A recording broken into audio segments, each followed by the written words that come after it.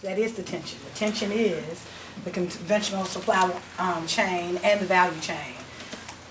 I think part of what we have to push ourselves on, even with this paradigm shift, is that many of the communities that we work in are resistant to change as well.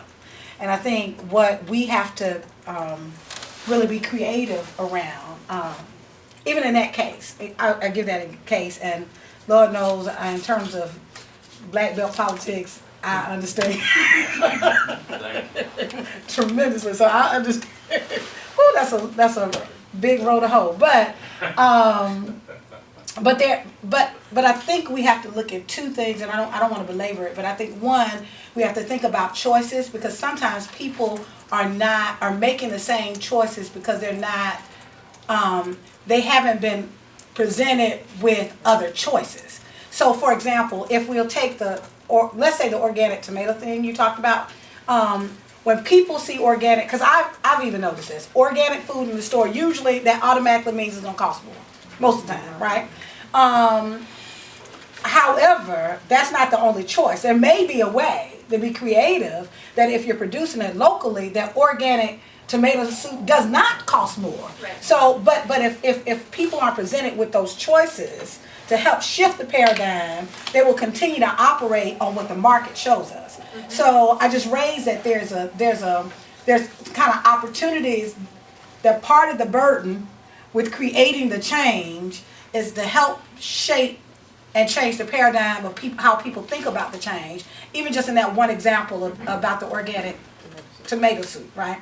The second piece that I'll just raise real quickly, in addition to choices, is I also think it's incumbent upon us that even the way that we fight or we resist has to be different.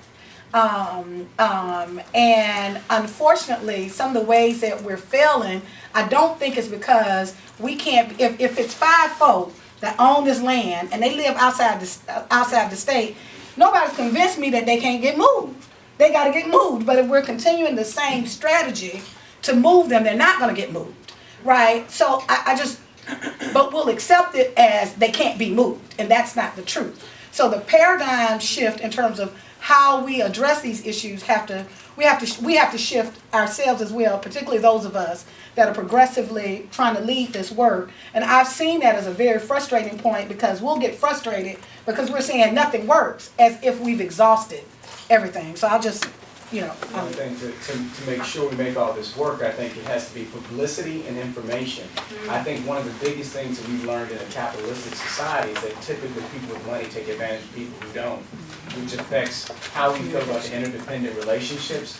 Because using the example that you used as far as I think the woman who needed more supplies and she asked him what happened, typically I've seen situations like that where people bring either attorneys in or people to broker deals. And the person on the side that she's talking about giving him more money to do this refrigerated truck, and this person rather not do the deal and lose out just because they're so afraid that, well, if I do this deal with the person who's giving me money, they're actually trying to own or backhandedly take over what I actually own, and then basically an end run around them having to go with me anymore. They can just buy my place. And so I think that, well, not buy, it's still my place. And I think that for this to really work, I think we can't overlook the small victories, and we have to let people see how it works, because otherwise, if people don't see it really working and see the symbiotic relationships work, they'll never trust in the system, because they'll always figure like, well, they're just trying to give me money. Because I've seen people turn down phenomenal partnerships because they just have this inherent distrust of, because typically people with money don't just come to people and groups that don't have money and say, I want to give you support to help us work together. Right. And I think that's what we have to do. And it's just giving, somehow we have to have some kind of safety and security for people who buy into this, that I won't lose what I've worked so hard to get, trying to get ahead.